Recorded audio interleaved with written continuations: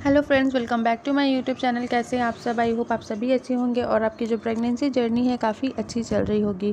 आज इस वीडियो में आप लोगों के साथ शेयर करूंगी बेबी बॉय के कुछ ऐसे सिम्टम्स जो कि बोला जाता है अगर आप में ये सारे सिम्टम्स हो रहे हैं, अगर आप में ये सारे हार्मोनल चेंजेस हो रहे हैं तो उससे काफ़ी हद तक आप अनुमान लगा सकती हैं अपने गर्ल को कंसीव किया है या फिर अपने बॉय को कंसीव किया है।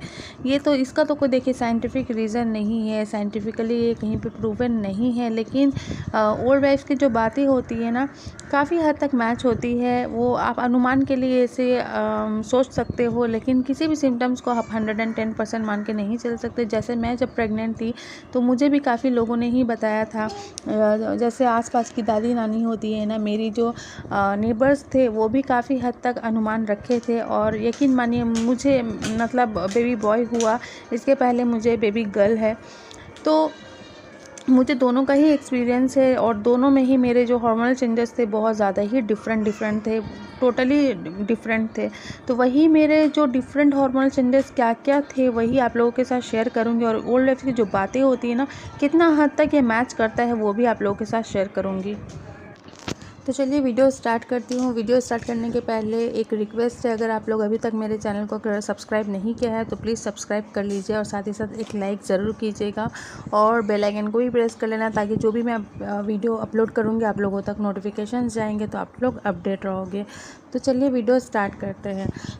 तो देखिए पहला सिम्टम जो था ना, पहले मैं ये चीज़ क्लियर कर देना चाहती हूँ कि फ्रेंड्स इसका कोई साइंटिफिक मतलब रीज़न नहीं है। ये मतलब ये जो ओल्ड लाइफ्स की जो बातें होती है ना, कहीं ना कहीं किसी के साथ ना ये होता है कि 80-90% तक मैच हो जाता है, वहीं पे किसी के साथ जो है 20-30% तक मैच नहीं होता है। तो मेरे केस में ना ओल्ड लाइफ्स की जो बातें हैं, बड़े बुजुर्ग की जो अनुमान होती है मतलब 80% तक मैच हुए थे मेरे बॉयज़ के टाइम, मेरे बेबी बॉय के टाइम पे। तो वही आप लोगों के साथ शेयर करूँगी। तो देखिए पहला जो सिम्टम्स था ना वो था, मुझे बेबी गर्ल के टाइम पे ना ईचिंग बहुत ज़्यादा होती थी, मतलब खुजली बहुत ज़्यादा ही होती थी। जैसे मेरे हाथों के हथेली में और मेरे तलवे में मतलब बहुत ज़्यादा ही खुजली, 3 दिन 4 दिन तक मैं बहुत ज़्यादा ही परेशान हो गई थी, इतना मतलब खुजली होती थी। और जैसे मतलब मेरे बेबी बॉय के टाइम पे ना मुझे खुजली बिल्कुल भी नहीं हुई। मतलब मेरे बेबी गर्ल के टाइम पे मुझसे ना मतलब कंट्रोल नहीं हो पा रहा था, इतना मतलब खुजली हो रही थी। और बेबी बॉय के टाइम पे मुझे बिल्कुल ही खुजली की परेशानी एक बार भी नहीं हुई। तो ये एक सिम्टम्स हो गए बेबी बॉय के टाइम पे। अगर आपने बेबी बॉय को कंसीव किया है तो आपको खुजली की परेशानी इतनी नहीं होती है, मतलब मेरे टाइम पे तो बिल्कुल भी नहीं थी। वहीं पे गर्ल के टाइम पे खुजली की परेशानी जो है होती है। लेकिन अगर आपको बहुत ज़्यादा ही खुजली हो रही है ना तो आपको खुजलाना नहीं है, क्योंकि फिर खुजलाने से ना टेंशन हो जाती है, प्लस आपको पेन होगा। तो इससे अच्छा है आपको डॉक्टर से आप कंसल्ट कीजिए। डॉक्टर्स आपको मेडिसिन वगैरह देंगे, काफ़ी हद तक उससे आपको राहत मिल सकती है। जैसे वो लोग लोशन वगैरह देते हैं।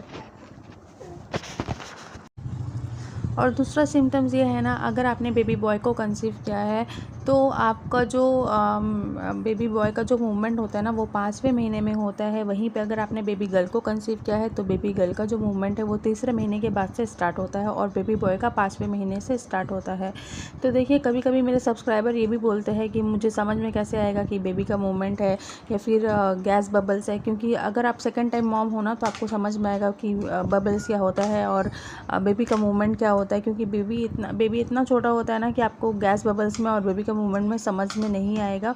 तो इससे आप एक चीज़ नोटिस कर सकते हो, गैस का जो बबल होता है ना वो आपको तो डेली नहीं होगा, लेकिन बच्चे ने एक बार अगर आपको किक करना स्टार्ट कर दिया, मूवमेंट करना स्टार्ट कर दिया, तो उसका जो मूवमेंट है आपको डेली ही समझ में आएगा। और गैस बबल्स आपको हो सकता है 2 दिन में, 3 दिन में, 4 दिन के बाद हो, वो तो डेली नहीं होता है। लेकिन आपको जो बच्चे का मूवमेंट एक बार अगर आपने फील कर लिया ना तो आपको डेली ही फील होगा। और देखिए गर्ल हो या फिर बॉय हो, 5वें महीने तक बच्चे का जो है मूवमेंट हो जाना चाहिए। इससे आपको ये नहीं सोचना है मुझे गर्ल है बॉय होगा तो मैं वेट कर रही हूँ बच्चे का मूवमेंट होने तक, ऐसा नहीं है। 5 महीने तक गर्ल हो या फिर बॉय हो, बच्चा जो है मूवमेंट करना स्टार्ट कर देना चाहिए। अगर 5वें महीने हो गए हैं बच्चा आपका मूवमेंट नहीं कर रहा है तो ये गर्ल बॉय का संकेत नहीं है, ये खतरे का संकेत है। आपको डॉक्टर के साथ कंसल्ट करना बहुत ही इम्पॉर्टेंट है। और देखिए और एक जो सिम्टम्स है बेबी बॉय का वो ये है पेट का आकार। पेट का आकार ना बहुत ज़्यादा ही मुझे सटीक लगे थे मेरे टाइम पे। और ये जो है ना, ये इसका तो कोई साइंटिफिक रीज़न नहीं है, लेकिन काफ़ी हद तक महिलाओं में ना ये देखा गया है, तो उसी के आधार पे वीडियो बनाया गया है। लेकिन फिर भी इसका आप कोई भी सिम्टम्स को ना 110% मान के नहीं चल सकते। काफ़ी हद तक आप अनुमान लगा सकते हैं, क्योंकि इसका कोई साइंटिफिक रीज़न नहीं है। मैं जैसे आपको बार बार बोल रही हूँ। तो पेट अगर आपका लंबे आकार का है, अंडाकार का है, तो इससे भी काफ़ी हद तक आप अनुमान लगा सकती है। आपको 7वें महीने में ज़्यादा आपको समझ में आएगा आपका पेट का आकार। अगर अंडे आकार का है तो आप इससे काफ़ी हद तक समझ सकती है कि आपने बेबी बॉय को कंसीव किया है। वहीं पे अगर आपके पेट का जो आकार है वो मटके आकार का है, तो इससे आप समझ सकती है कि आपने बेबी गर्ल को कंसीव किया है। तो ये काफ़ी हद तक मेरे टाइम पे जो है ना मैच किया था। लेकिन फिर भी ना सबके बॉडी डिफरेंट होते हैं। किसी एक के लक्षण को तो आप मान के नहीं चल सकते कि उसे ये सिम्टम्स सेम मुझे भी हो रहे हैं। काफ़ी हद तक आप अनुमान लगा सकते हैं। वहीं पे अगर आपका नाभि का जो बटन है, मतलब नाभि अगर बाहर की तरफ आ गया है और काली पड़ गई है, तो इससे भी आप काफ़ी हद तक अनुमान लगा सकती हैं कि आपने बेबी बॉय को कंसीव किया है। वहीं पर अगर आपने बेबी गर्ल को कंसीव किया है, तो आपका जो नाभि है ना वो उतना बाहर की तरफ नहीं आता है, उतना विजिबल नहीं होता है। ये भी आपको 7वें 8वें महीने में ज़्यादा ही समझ में आता है। अर्ली प्रेगनेंसी में आपको समझ में नहीं आएगा। तो देखिए ये थे कुछ लक्षण जो कि ओल्ड एज बताती है। अगर ये सारे लक्षण हैं तो आप काफ़ी हद तक जो है अनुमान लगा सकते हैं कि आपने बेबी बॉय को कंसीव किया है। तो देखिए होने को है ना कुछ भी हो सकता है। जब मेरे टाइम पे भी मुझे बहुत सारे लोगों ने बोला था कि तुम्हें बेबी बॉय होगा, तो लेकिन मैंने किसी की बातों पे ना विश्वास नहीं किया, क्योंकि जब तक हम अपनी आँखों से नहीं देख सकते ना, तब तक आप मान नहीं सकते कि मैंने क्या कंसीव किया है, और मानना भी नहीं चाहिए।